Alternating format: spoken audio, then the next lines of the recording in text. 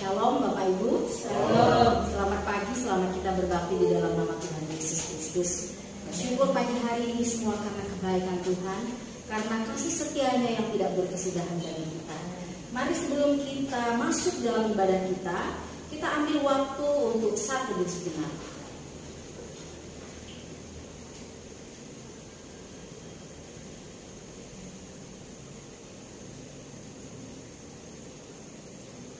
Haleluya. Bahwa dalam ibadah ini pertolongan yang datang dari Allah Bapa yang menciptakan langit dan bumi, yang tidak pernah meninggalkan perbuatan tangannya.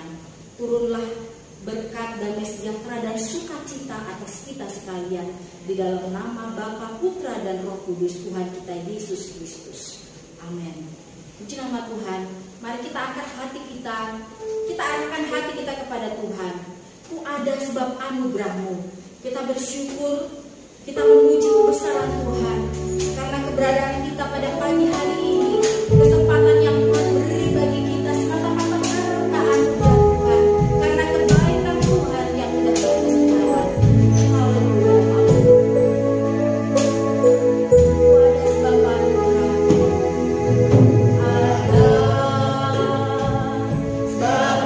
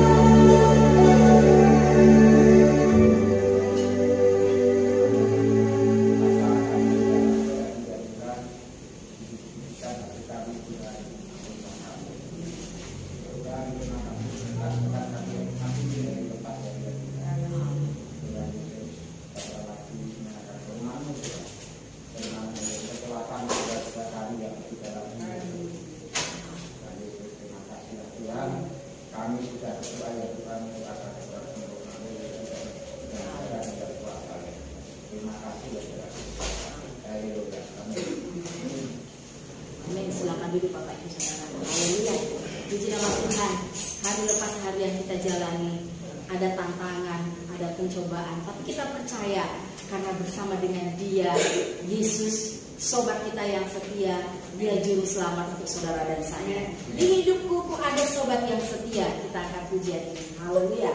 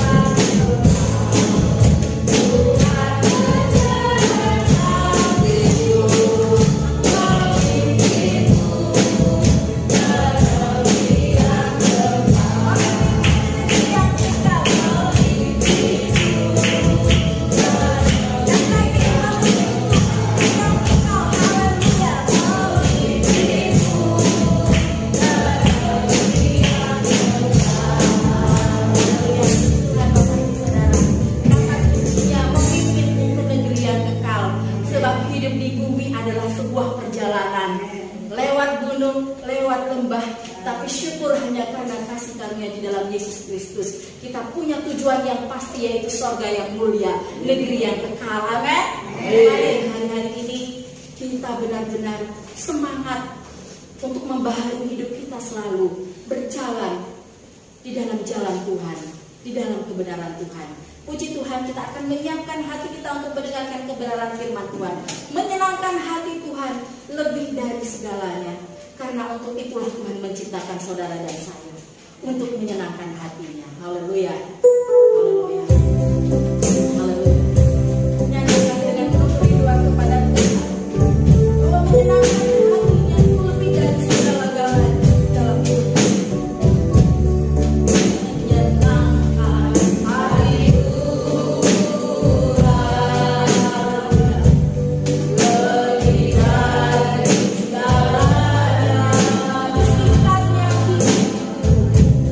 Bisikannya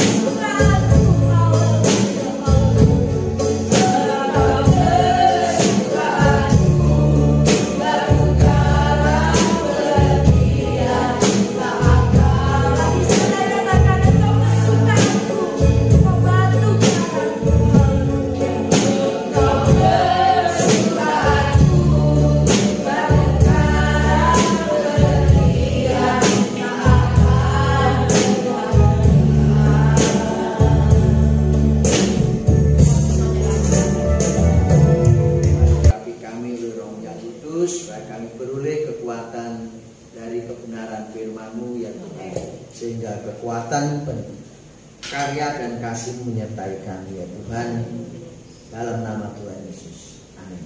Silahkan dulu Bapak Ibu kasih Tuhan, shalom. Bapak Ibu yang terkasih di dalam Tuhan, kita itu sedang berkejar-kejaran dengan situasi yang ada, dengan berbagai fenomena yang luar biasa yang ada di dalam dunia ini. Bapak Ibu yang terkasih di dalam Tuhan Yesus, rupanya tanah bergerak di bawah itu bukan hanya di Indonesia saja. Indonesia kemarin terjadi ada di Makassar atau di mana ya itu ya, itu tanah gerak bawah. Nah rupanya di Jepang sudah mulai seperti itu, ya kan? Dan Bapak Ibu Saudara yang kasih Tuhan, artinya apa? Bencana dunia itu semakin meningkat. Ya, bencana dunia semakin meningkat, tantangan dunia semakin meningkat. Itulah sebabnya makanya Jepang ini negara yang sangat rawan dengan namanya gempa di dunia. Bapak Ibu yang terkasih dalam Tuhan Yesus, Jepang itu negara kepulauan, kalau tidak salah mungkin nomor 2 di dunia, ya kan? Yang terbanyak adalah Indonesia, 1.700 pulau kalau nggak salah, ya kan? Jepang itu juga menyusul, ya kan? Nah, Bapak Ibu yang dikasih dalam Tuhan Yesus Kristus, itulah saya ingat pada tahun belum 80, 70-an. Jepang itu, guru saya ngomong bahwa Jepang ingin tukar dengan Kalimantan waktu itu, ya kan? Jepang ingin tukar dengan Kalimantan. Jadi negara Jepang ditukar dengan Kalimantan. Nah di situ ya waktu itu. Tapi itu ya otomatis tidak semudah itu atau tidak mungkin. Kenapa? Karena kan orang Indonesia tidak cepat alih teknologi, ya. Jadi kalau pertama, yang kedua, Indonesia otomatis akan terpecah. Satu di sini, yang satu bagian ada di wilayah Jepang, nah semacam itu. Teknologinya ditinggalkan, katanya begitu guru saya ngomong. Teknologinya semua peralatan ditinggalkan, orangnya tok yang pindah ke Kalimantan. Nah itu Bapak Ibu yang dikasih Tuhan. Bapak Ibu yang dikasih dalam Tuhan, itulah tantangan salah satu bagian yang ada di negara Jepang. Dan Indonesia pun juga banyak tantangan. Kenapa? Karena memang akan ada perubahan itu akan semakin lebih nyata, lebih dekat, lebih nyata, yang akhirnya semakin menjadi real untuk mendekati yang namanya akhir zaman. Atau dapat dikatakan bahasa lebih umumnya adalah kiamat semacam. Bapak Ibu yang saudara yang kasih Tuhan, yang di YouTube itu bukan banjir buatan, dan di YouTube itu bukan kok orang mainan air, tidak.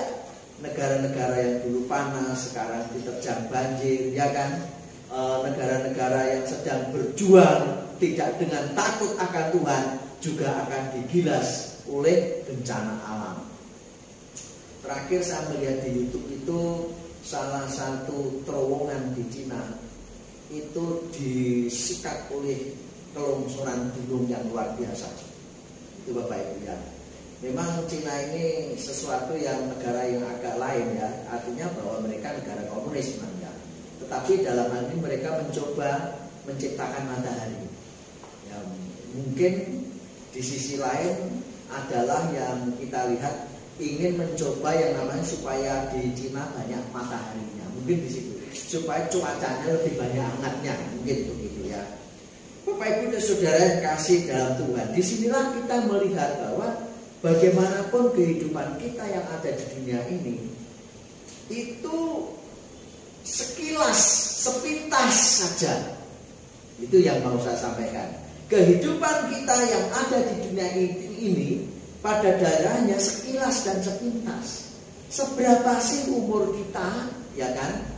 Walaupun kita mengatakan saat ini saya umur 70 tahun, ya kan? Seberapa sih 70 tahun itu?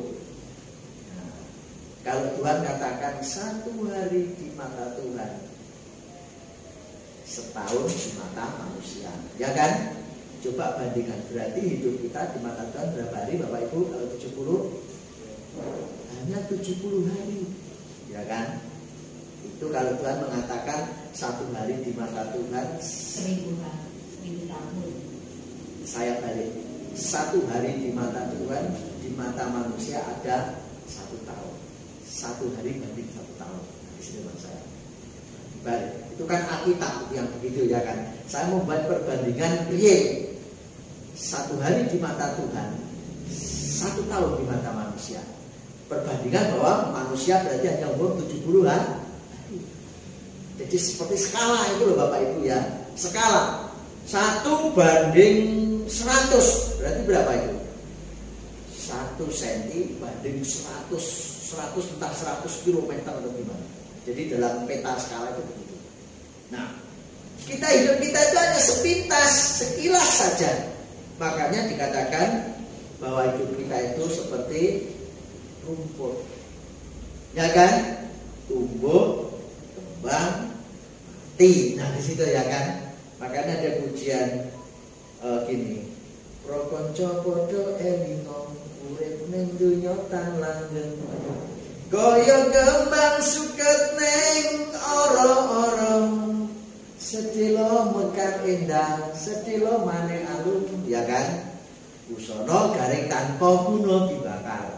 Kemana pembakarannya? Ada 2. Yang pertama tubuh kita kembali kepada tanah. Kalau dibakar yang kedua kita masuk neraka atau masuk surga. Nah di sini. Kalau rumput, ya kan ada 2. Kalau petaninya bagus, ya kan gali lubang, rumput sampah dimasukkan plek jadi pupuk. Tapi kalau petaninya tidak telaten, bom naik, ya kan, rumputnya dibakar. Nah semacam itu. Jadi ada di sini hidup kita itu hanya sepintas sekilas, seperti suket neng oro. Dunia ini oro-oro, artinya apa? Belantara yang luas, di mana kita sepintas saja hidup dalam hal ini. Itulah Bapak Ibu Saudara yang terkasih di dalam Tuhan Yesus. Betapa pentingnya yang namanya spiritualitas. Betapa pentingnya hal rohani itu menjadi hal yang mendasar di dalam kehidupan kita, ya kan? Menjadi hal yang sangat penting di dalam setiap kehidupan kita. Kalau negara komunis, ya kan, bisa dibilang langsung aja namanya manusia kalau nggak berfungsi ya sudah dibereskan saja, ya kan?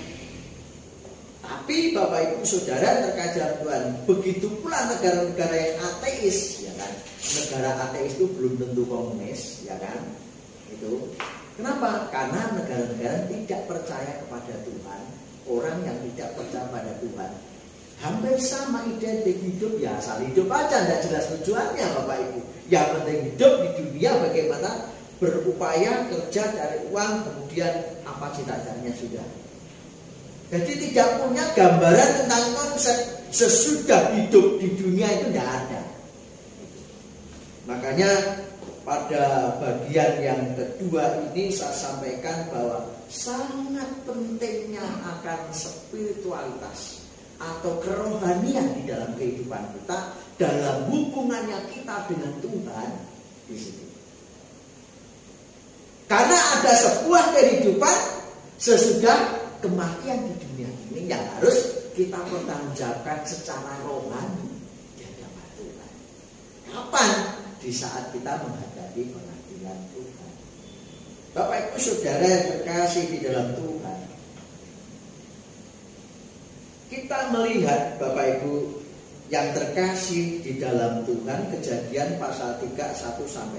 Saya akan mengajak untuk mendasarinya sekilas dalam hal ini. Kejadian pasal yang ketiga. Ini tentang kejatuhan manusia. Saya mengajak kenapa manusia itu jatuh, Adam dan Hawa jatuh ke dalam dosa. 1-7 saja ya.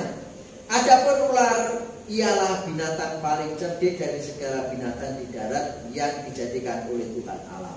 Ular itu berkata kepada perempuan itu, tentulah Allah berfirman, semua pohon dalam taman ini jangan kamu makan buahnya, bukan? Lalu sahut perempuan itu kepada ular itu, buah pohon-pohonan dalam taman ini boleh kami makan. Tetapi tentang buah pohon yang ada di tengah-tengah taman Allah berfirman, jangan kamu makan ataupun raba buah itu, nanti kamu mati. Tetapi ular itu berkata kepada perempuan itu, sekali-kali kamu tidak akan mati. Tetapi Allah mengetahui bahwa pada waktu kamu makannya, matamu akan terbuka dan kamu akan menjadi seperti Allah, tahu tentang baik dan yang jahat. Perempuan itu melihat bahwa buah pohon itu baik untuk dimakan dan sedap kelihatannya, lagi pula pohon itu menarik hati karena memberi pengertian. Lalu ia mengambil dari buahnya dan dimakannya dan diberikannya kepada suaminya yang bersama-sama dengan dia, dan suaminya itu pun makannya. Maka terbukalah mata mereka berdua dan mereka tahu bahwa mereka telanjang. Lalu mereka menyemat daun pohon ara dan membuat tawar. Nah, Bapak Ibu yang saudara kasih dalam Tuhan, saya mengajak bagaimana pentingnya hal spiritualitas itu di sini, bahwa manusia itu pertama diciptakan segambar dengan Allah, ya. Kita itu gambaran daripada Allah yang tidak kelihatan itu.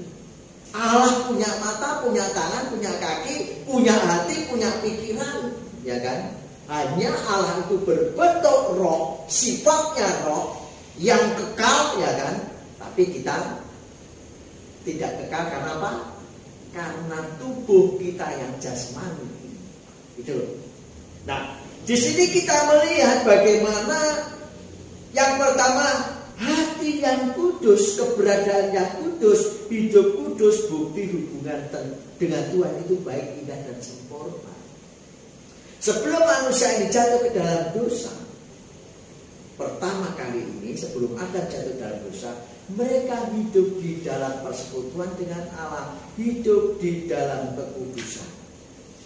Itu Bapak Ibu yang dikasihi Tuhan. Kenapa kok bisa dicobai oleh iblis? Karena itu berada di taman, bukan di surga, ya, di taman.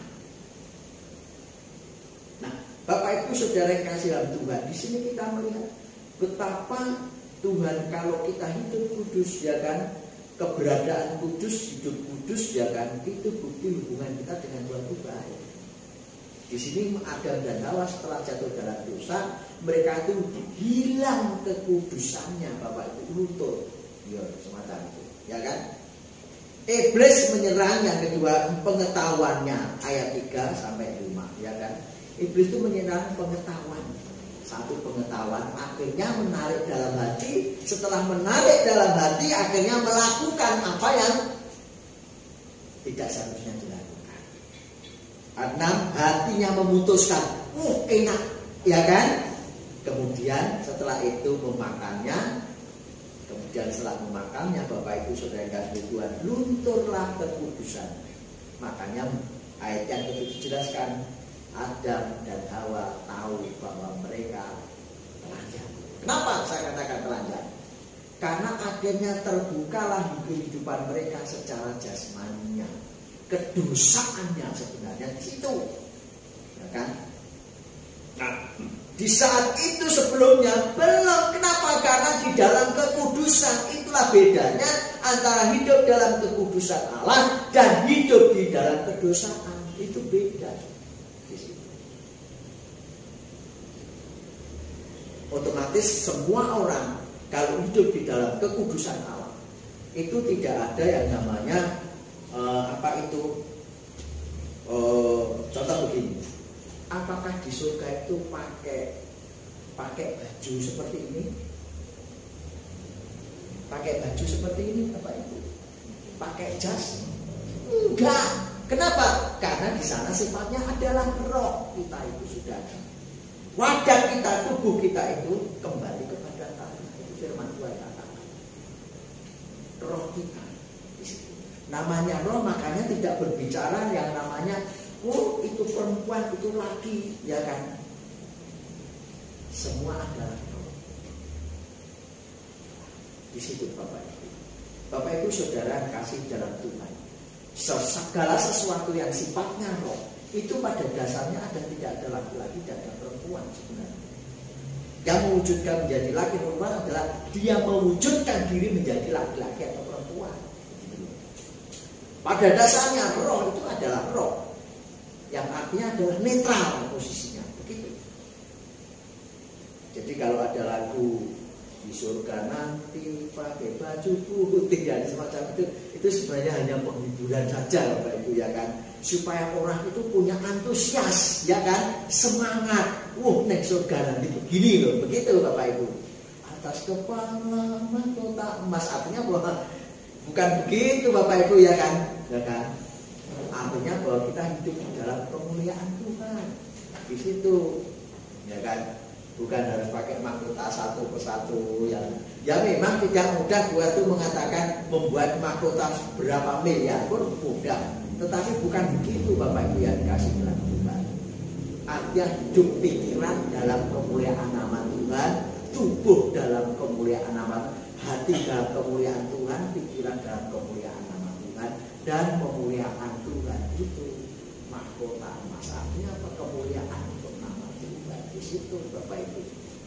Nah, itulah sebabnya, makanya bedanya sangat pentingnya di sini adalah berbicara tentang hidup rohani semua orang itu sangat penting.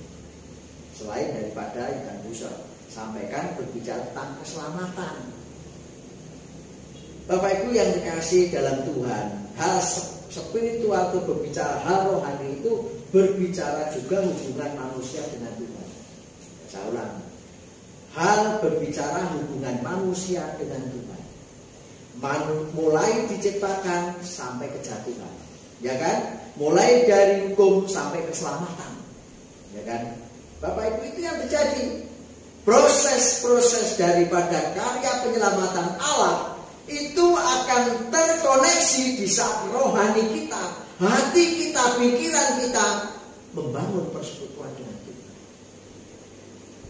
Bagaimanapun juga manusia adalah gambaran daripada Allah, satu-satunya yang istimewa dari segala yang diciptakan Allah. Itulah sebabnya kenapa Allah itu gandoli manusia. Gak gandoli sapi, gak gandoli kambing, gak gandoli ayam, gak gandoli merpati dan sebagainya. Yang digandoli adalah manusia. Kenapa? Di dalam Kejadian 1 ayat 27, 26 sampai 28, manusia adalah gambaran dari ciptaan Allah. Itu loh Bapak Ibu. Bapak Ibu pikir aja begini. Bapak Ibu punya putra putri atau yang mau nikah atau suatu saat kalau nikah. Putra putri Bapak Ibu itu beda dengan bukan putra putri Bapak Ibu, ya kan? Kenapa? Karena kalau putra putri Bapak Ibu itu adalah yang memang dari Bapak Ibu sendiri, hubungan suami istri, otomatis itu adalah minimal gambaran daripada Bapak dan Ibu. Itu loh, ya kan? Otomatis bagaimanapun yang namanya seperti minggu lalu saya katakan, anak tetap anak. Kenapa? Karena itu adalah gambaran daripada kedua orang tua. Gitu loh. Itu. Nah Bapak Ibu Saudara Tuhan, kenapa Tuhan itu sangat gandoli dengan manusia ini? Ingin sekali Tuhan itu berjuang supaya manusia itu selamat. Di sini. Di saat penciptaan manusia, Tuhan mengembuskan napasnya. Itu adalah rohnya Bapak Ibu, kuasanya Allah itu, sehingga manusia menjadi bisa bergerak dan hidup sebagaimana mestinya saat ini. Luar biasa. Ibaratnya begini, kalau dalam dunia sulap, kalau Tuhan menciptakan binatang, jadilah, jadi selesai. Jadilah binatang sapi, jadi sapi, selesai. Tidak butuh tenaga, tidak butuh pikiran, tidak butuh perasaan. Tapi sesuatu yang sangat istimewa, manusia diciptakan dengan pikiran, hati, perasaan, akal. Kalau sapi tidak, kambing tidak, jadilah jadi. Jadilah ini jadi. Ya kan dalam Kejadian pasal 1. Nah itu. Jadilah kambing, jadilah sapi, jadilah binatang merayap di udara, di laut, jadilah binatang yang terbang di udara. Jadi itu aja sudah selesai. Itu loh. Bapak Ibu Saudara yang terkasih di dalam Tuhan Yesus Kristus, coba bagaimanapun kalau Bapak Ibu orang tahu dalam dunia sulap, hal yang ringan itu begini, jadi uang, ya kan? Kita aja tak bagaimana caranya, ya tak? Tapi dia tidak akan mudah mengatakan jadilah anak saya. Kenapa? Karena beda, ini sulap-sulap kok ya kan? Di situ. Dalam artian apa? Penciptaan manusia itu beda dengan penciptaan binatang. Penciptaan manusia beda dengan penciptaan binatang. Ya. Bapak Ibu Saudara yang terkasih dalam Tuhan Yesus Kristus, betapa sangat pentingnya kekayaan rohani pada diri kita dalam hal ini dan hubungan kita itu dengan Tuhan. Supaya kita sungguh-sungguh mengenal Tuhan itu yang kita sembah, yang kita percayai, juru selamat kita itu benar-benar kita sangat mengenal. Begitu. Tidak hanya sekedar tahu, tidak hanya sekedar melihat, ya kan? Atau tidak hanya sekedar katanya,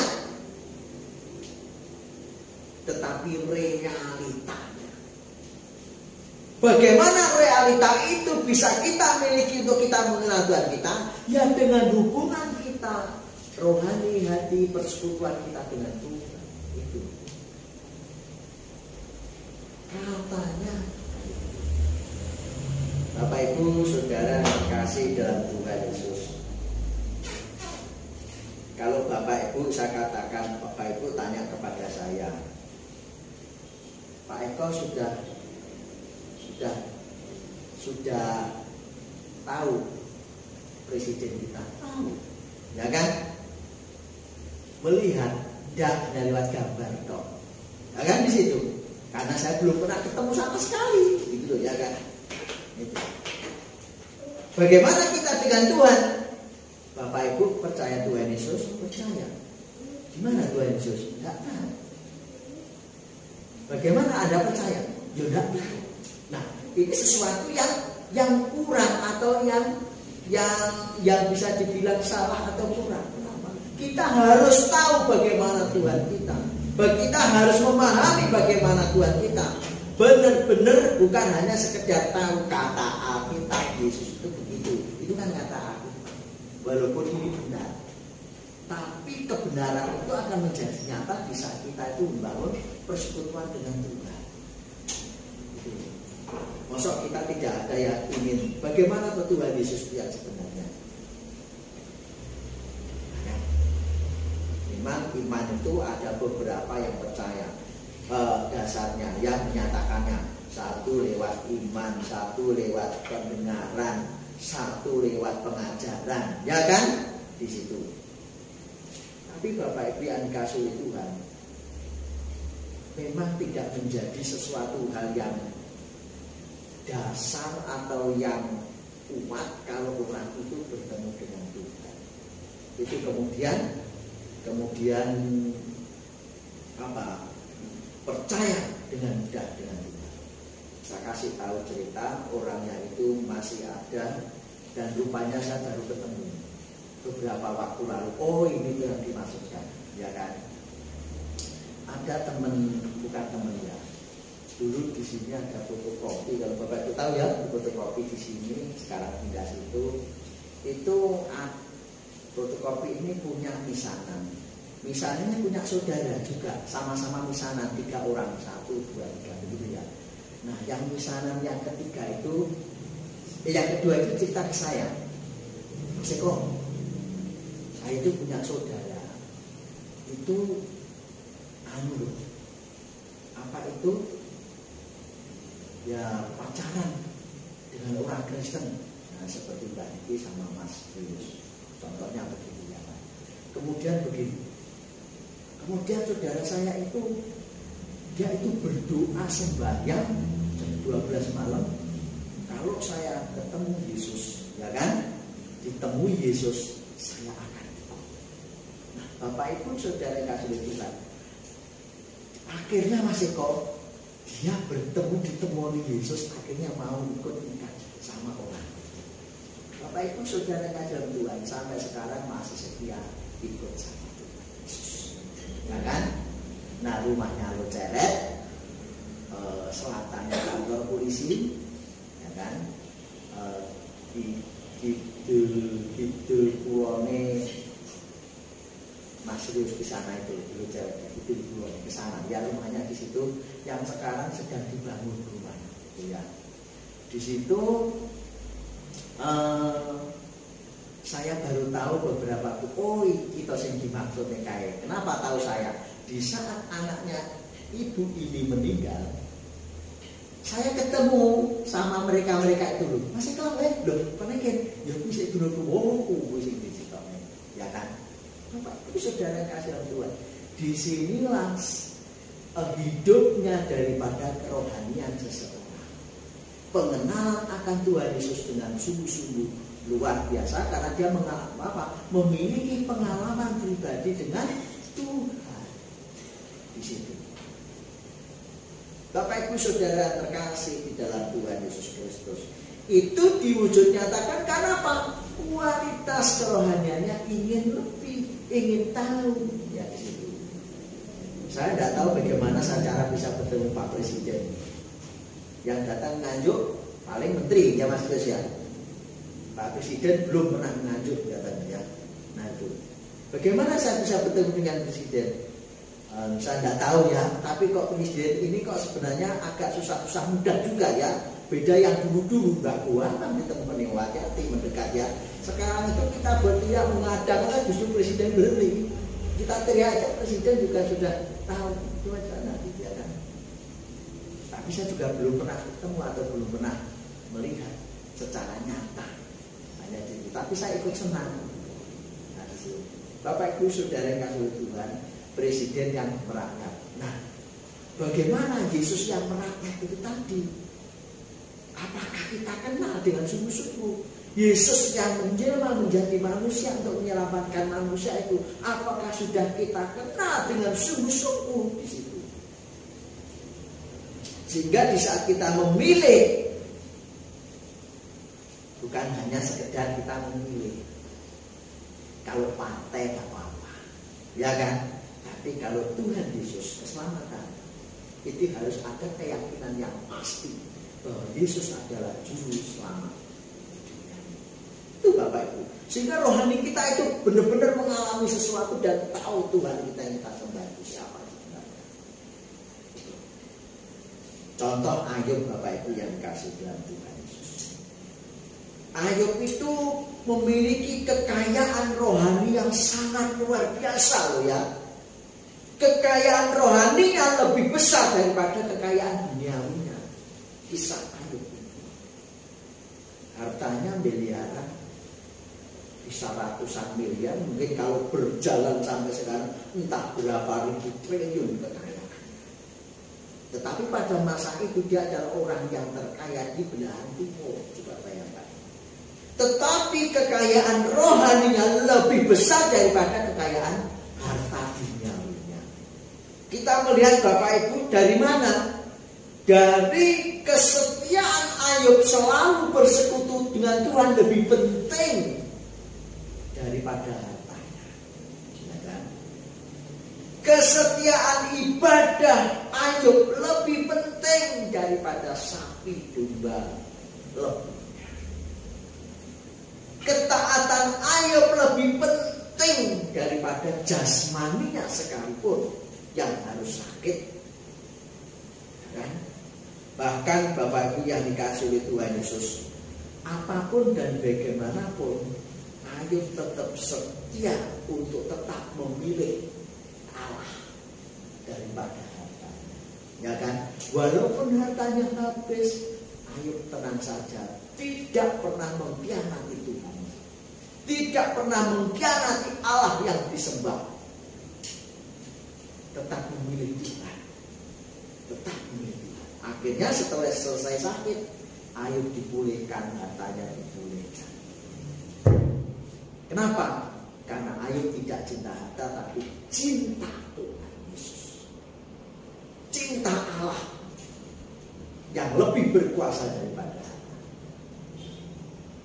Bapak Ibu Saudara yang kasih dalam Tuhan, itulah pentingnya kenapa spiritualitas rohani kita, kerohanian kita itu kita bangun dengan sungguh-sungguh, supaya kita mengenal Tuhan kita dengan sungguh-sungguh juga benar dan tepat. Di situ tidak digoyahkan, tidak mudah tergoyah, walaupun ada orang yang sedang menggoyah. Saya tidak berbicara tentang selain kita. Di dalam Kristen pun ada orang yang sengaja kadang-kala menyesatkan. Itu ya. Contoh apa itu? Saksi Yehova, Mormon, dan sebagainya. Itu mencoba menggeser tentang pengenalan kita tentang Yesus kita digeser. Bahkan ada yang baru lagi mencoba menggeret keluar dari kekristenan. Ada. Yo Kristen Bapak Ibu, kalau ngomong dasarnya Alkitab, tetapi bukan sungguh-sungguh mengenal dengan tepat penempatan bagaimana pengajaran. Jadi itulah Bapak Ibu Saudara kasih Tuhan. Pentingnya rohani kita bangun, persekutuan kita dengan Tuhan kita bangun, pengajaran kita di dalam kebenaran Tuhan kita bangun. Karena apa? Tantangan di dunia ini tidak hanya sekedar makan dan minum, tapi juga masalah keselamatan yang mendasar. Kalau rohaninya terbangun dengan baik Bapak Ibu, ya kan, otomatis apa yang kita lakukan pasti memilih apa yang terbaik dari Bapak Ibu. Nah, Bapak Ibu Saudara yang terkasih dalam Tuhan, kalau anak-anak sekolah itu takut akan Tuhan, saya yakin kalau ujian sesulit apapun mau nyontek, ya benar. Kalau takut akan Tuhan mau nyontek gopo, ya kan? Karena rugi sendiri. Gitu. Karena tidak akan maju, tidak akan berjuang. Rohani kita juga begitu. Kalau rohani kita bangun dengan baik kuat, maka tidak akan melakukan yang nyontek semacam itu. Pasti kita lebih senang untuk belajar, lebih senang untuk menemukan yang salah atau kurang atau kesalahan, ya kan, daripada kita benar tapi kita tidak dalam kebenaran. Bapak Ibu Saudara yang kasih Tuhan, yang terakhir, karena kebenaran manusia beda dengan kebenaran Tuhan. Manusia punya kebenaran sendiri, dan Tuhan lebih punya kebenaran yang kekal, yang absolut, yang melebihi kebenaran daripada manusia. Kebenaran manusia satu berbeda dengan kebenaran manusia yang lain. Kenapa? Karena sesuai dengan kepentingan masing-masing. Tapi kalau Tuhan kebenarannya adalah untuk orang. Itulah pentingnya rohani kita bangun. Tuhan Yesus memberkati. Terima kasih Tuhan untuk firman-Mu pada saat ini. Meteraikan di dalam hati pikiran kami firman-Mu ya Tuhan, sehingga menjadi kekuatan, menjadi berkat untuk pembangunan rohani kami, tubuh kami di dalam Kristus Yesus, untuk menjadi garam dan terang ya Tuhan, dimanapun kami berada. Terima kasih Bapa, terima kasih di dalam tangan kasih-Mu Tuhan Yesus Kristus. Terpujilah nama-Mu ya Tuhan. Engkau sumber kasih, sumber hidup, sumber keselamatan di dalam Kristus Yesus. Terima kasih Tuhan. Bapa di surga, kami serahkan Bapak Ibu Saudara kami dalam tangan kuasa-Mu ya Tuhan Yesus. Keluarga demi keluarga yang hadir pada saat ini, Tuhan, kekuatan, kesehatan, pekerjaan, sekolah, masa depan, cita-cita, Tuhan Yesus yang memberkati, Tuhan yang menopang, Tuhan yang memimpin selalu ya Tuhan Yesus. Karena Engkau, kami yakin Engkau mengasihi kami ya Tuhan Yesus. Dan kami serahkan saudara-saudara kami yang ada di perantauan dalam tangan kuasa-Mu ya Tuhan Yesus. Tuhan menyertai Bahkan yang sakit kami serahkan dalam nama Tuhan Yesus, Tuhan yang menyembuhkan, supaya pulih, sehat, pulih bersama bagi kemuliaan nama Tuhan Yesus Kristus. Bapa, di dalam nama Tuhan Yesus kami serahkan dalam nama-Mu akan sinode kami dalam pimpinan Tuhan dari pusat sampai daerah, dengan segala program dan aktivitas dan persiapan kongres dan panitia, dana, tenaga, pikiran yang diperlukan Tuhan yang mengurapi dalam kuasa-Mu. Kami serahkan ya Tuhan Yesus akan saudara kami seiman, khususnya di Nganjuk yang menghadapi pergumulan, tantangan, yang menghadapi daripada kelemahan kesehatan. Tuhan campur tangan, Tuhan yang menjamah oleh kuasa-Mu, Tuhan Yesus Kristus. Kami serahkan ya Tuhan Yesus, pakailah kami semua menjadi garam dan terang dimanapun kami berada ya Tuhan. Bapa, kami serahkan dalam nama-Mu juga buat bangsa dan negara kami, presiden, wakil, para menteri, dan jajarannya sampai tingkat daerah bahkan RT ya Tuhan Yesus. Kami serahkan dalam tangan kuasa-Mu TNI Polri yang mengawal bangsa dan negara ini. Hikmat marifat Tuhan, kekuatan kesehatan Tuhan limpahi. Bahkan lembaga-lembaga non formal boleh kesinambungan membangun bangsa dan negara ini ke depan ya Tuhan. Dan Tuhan campur tangan buat seluruh elemen bangsa ini, bahkan tenaga kesehatan seluruh Indonesia ya Tuhan Yesus, khususnya dalam kuasa-Mu. Kami serahkan supaya bangsa negara kami menjadi lebih baik dan semakin baik, semakin indah di mata dunia, bahkan di mata Tuhan Yesus. Terima kasih ya Tuhan Yesus, terima kasih. Bapa, kami serahkan khususnya Nganjuk di dalam pembangunan. Kami serahkan dalam tangan kuasa-Mu, pimpinan daerah yang ada, boleh sehati sepikir kesinambungan di dalam membangun Nganjuk ke depan ya Tuhan. Khususnya dan pada umumnya masyarakat Nganjuk boleh semakin semangat maju, baik secara pikiran, kerohanian, maupun semangat di dalam meraih cita-cita dan pendidikan ya Tuhan Yesus, sehingga memiliki kualitas pendidikan yang bagus bagi masyarakat dan memajukan Nganjuk ya Tuhan. Kami serahkan pimpinan daerah yang ada, bupati, wakil, dan juga sampai jajarannya, bahkan sampai tingkat camat, kelurahan, bahkan RT ya Tuhan dalam kuasa-Mu. Terima kasih ya Tuhan Yesus, terima kasih. Bapa, kami serahkan doa kami, pengharapan kami di dalam tangan kasih-Mu. Bahkan kami serahkan pergumulan Bapak Ibu Saudara kami yang kami tidak tahu, kami serahkan dalam nama Tuhan Yesus Kristus. Terima kasih ya Tuhan. Mari kita berdiri, kita akhiri ibadah kita. Allah sumber berkat, kekuatan dan kuasa dan kasih di dalam Kristus Yesus, dan Roh-Nya yang kudus selalu menyertai kita, memimpin kita dari sekarang sampai selama-lamanya. Kiranya anugerah damai sejahtera dan kekuatan kuasa-Nya melimpah atas Bapak Ibu Saudara sekalian, atas rumah tangga Bapak Ibu, atas pekerjaan, bahkan sekolah, masa depan, cita-cita Bapak Ibu Saudara yang terkasih. Di dalam nama Allah Bapa, Putra dan Roh Kudus, ulanglah dan jadilah garam dan terang dimanapun berada. Haleluya. Amin. Amin.